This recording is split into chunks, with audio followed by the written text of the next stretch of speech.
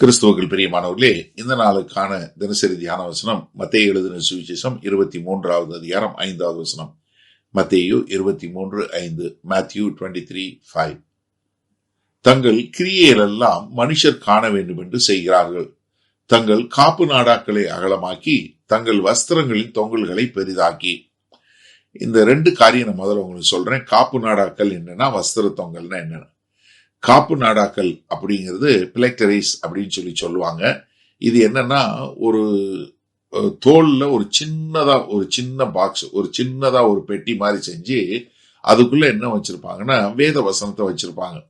உபாகமம் 6வது அதிகாரம் 4-9 வரை உள்ள வசனங்கள், 11-13 21 வரை உள்ள வசனங்கள், அதே மாதிரி யாத்திராகமம் 13வது அதிகாரத்தில் உள்ள முதல் 10 வசனங்கள், யாத்திராகமம் 9-16 சொன்னது போல இது என்ன சொல்லிருக்குன்னா, இந்த பாக்ஸ், அதாவது உன்னுடைய கைகள்லையும் உன்னுடைய நெத்திக்கு நடுவுலையும் இருக்கணும் அப்படின்னு சொல்லக்கூடியதாக.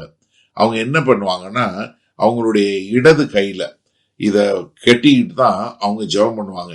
ஏன்னா யாத்திராகமம் 13வது அதிகாரம் 9வது வசனம், உபாகமம் 6:8 சொன்னது போல, இந்த வார்த்தை உன்னுடைய கைகளை விட்டு உன்னுடைய கண்களுக்கு நடுவுலையும் இருக்குன்னு சொன்னால அவங்க என்ன பண்ணிட்டாங்க, அவங்க ஒரு சின்னதா ஒரு பெட்டி மாதிரி செஞ்சு அது நெத்திலையும் கட்டிக்கிறாங்க. இங்க இடது கையில, லெப்ட் ஹேண்ட் சொல்லுவோம் இல்லையா, இடது கையிலையும் இங்க சுத்தி கட்டி ஒரு காப்பு மாதிரி வச்சுக்குவாங்க. இதுதான் இது காப்பு நாடா. இன்னொன்னு என்னன்னா, வஸ்திர தொங்கல், டாசல்ஸ் சொல்லக்கூடியது. இது என்னாகமம் 15வது அதிகாரம் 38-40 வரை உள்ள வசனங்கள்ல கர்த்தருடைய கட்டளைகளை சொல்லும்படியாக இது அவங்க ஒரு பெரிய தொங்கல் மாதிரி ஒண்ணு போட்டிருப்பாங்க. அவங்க எவ்வளவு தூரம் போட்டிருக்காங்களோ அதை வச்சு அவங்க எவ்வளவு பெரிய அவங்க காட்டக்கூடியதா.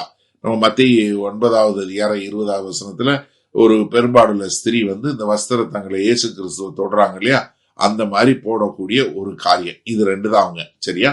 இது புரிஞ்சிச்சுன்னா நீங்க இந்த வசனத்தை பார்த்திடலாம். இப்ப இவங்க என்ன பண்றாங்க, தங்கள் கிரியையெல்லாம் மனுஷர் காண வேண்டும் என்று. இப்போ இந்த பிரச்சனை என்னன்னா, இவங்க எல்லாரும் பார்க்கணும் அப்படின்னு சொல்லக்கூடியதாக, வேற ஒண்ணுமே கிடையாது. இவங்களுடைய நோக்கம் தேவனை பிரியப்படுத்துவதோ இல்ல வேற எந்த ஒரு காரியமா கிடையாது. அவங்கள பொறுத்தளவுக்கு அவங்கள யாரு, மனுஷர்கள் முன்பாக அவங்க ரொம்ப பக்தியா காட்டணும். அதனால அவங்களுக்கு என்ன, கர்த்தரை காட்டிலும் மனுஷர்கள் ரொம்ப பெருசா காட்டணும் அப்படின்னு சொல்லக்கூடிய ஒரு காரியம். மத்தேயு 6வது அதிகாரத்துல முதல் 6 வசனங்கள்ல நீங்க எப்படி இருக்கக்கூடாது, பரிசேயர்கள் போல இருக்கக்கூடாதுன்னு ஏற்கனவே சொல்லி கொடுத்துட்டாரு. அது மாத்திரமல்ல, இவங்க என்ன பண்றாங்க, காப்பு நாடாக்களை அகலமாக்கி. ஏன்னா அங்க உபாகமம் 6வது அதிகாரம் 8வது வசனம் சொன்னது போல, உன்னுடைய நெற்றியிலும் உன்னுடைய கையை விட்டு விலகாதிருப்பாயாக அப்படின்னு சொன்னதுனால இவங்க என்ன பண்ணாங்க, அது எவ்வளவு பெரிய பெட்டி மாதிரி பண்ணி அவங்க வைக்க முடியுமோ அதை அவங்க வச்சு அது அவங்கள காட்டக்கூடியதாக. இன்னொன்னு என்ன, அவங்க பெருசா அந்த நாடாவை போட்டு அதுல கர்த்தருடைய, நான் இந்த கர்த்தருடைய கட்டளைகளுக்கெல்லாம் கீழ்ப்படுகிறேன் அப்படிங்கிற மாதிரி அவங்க பண்ணக்கூடிய ஒரு காரியம். ஏன்னா இங்க அவங்க செய்வது என்னன்னா, அவங்க மனுஷர்கள் பார்க்கணும் அப்படிங்கறக்காக செய்யறாங்க. ஏன்னா மத்தேயு 6வது அதிகாரத்துல முதல் 5 வசனங்களே சொல்லிட்டாரு ஆண்டவர், அவங்க மக்கள் பார்க்கறதுக்காக செய்யறாங்கன்னா இங்கேயே அவங்களுக்கு அதற்கான பலன் கிடைத்து விட்டது அப்படின்னு சொல்லக்கூடிய ஒரு காரியத்தை சொல்லிட்டாரு. சரி, இப்ப இந்த நாள்ல இந்த வசனத்தை நம்ம எப்படி எடுத்துக்கொள்வது?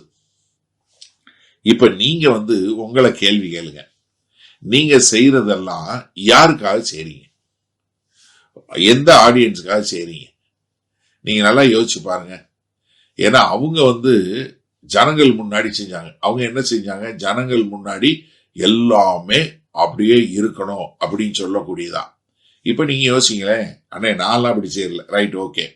இப்ப நீங்க சபையில ஜெபம் பண்ணும் போது அப்படியே பயங்கர பக்தி மார்க்கமா ஜெபம் பண்றீங்க.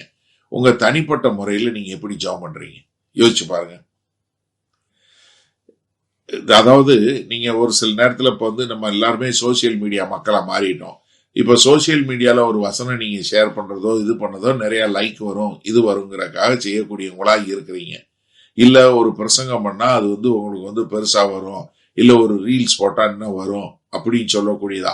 அதாவது வெளியரங்கமா பண்ணக்கூடிய ஜபம், இல்ல வெளியரங்கமா நீங்க செய்யக்கூடிய வேத வசனம் இல்ல வெளியரங்கமா எல்லாருக்கும் தெரியக்கூடியதா நீங்க கொடுக்கக்கூடிய காசு இல்ல எல்லாரும் முன்னாடி நீங்க உங்களுக்கு வசனம் தெரியும்னு காட்டக்கூடிய ஒரு காரியம்.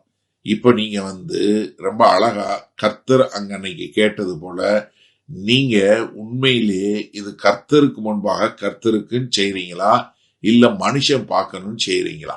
நீங்க தயவு செய்து யோசிச்சு பாருங்க. உங்களுடைய விசுவாசம் யாருக்காக யாருக்கு முன்னாடி காட்டக்கூடியதாக இருக்கிறது? நீங்க மக்களுக்காக பண்றீங்களா இல்ல கர்த்தருக்கு முன்னாடி இருக்கின்றக்காக பண்றீங்களா? கொஞ்சம் யோசிங்க. யாரு உங்க ஆடியன்ஸ்? யாரு? சோதித்து பார்ப்போமா? வல்ல பிதாவே, இது அந்த அருமையான நல்ல நாளுக்காய் நன்றி.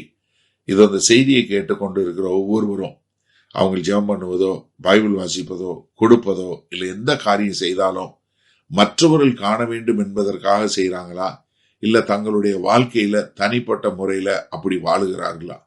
இவர்கள் யார் முன்னாடி தங்களை நீதிமான்களாக காட்ட விரும்புகிறார்கள் என்பதை சோதித்து பார்த்து அதை சரி செய்யக்கூடிய ஒரு கிருபையில வழிநடத்த வேண்டுமாய் இயேசு கிறிஸ்துவின் மூலம் ஜெபிக்கிறோம் வல்ல பிதாவே, ஆமேன். கர்த்தர் உங்களை ஆசீர்வதிப்பாராக. இன்று மாலை மன்னரை சந்திப்போம்.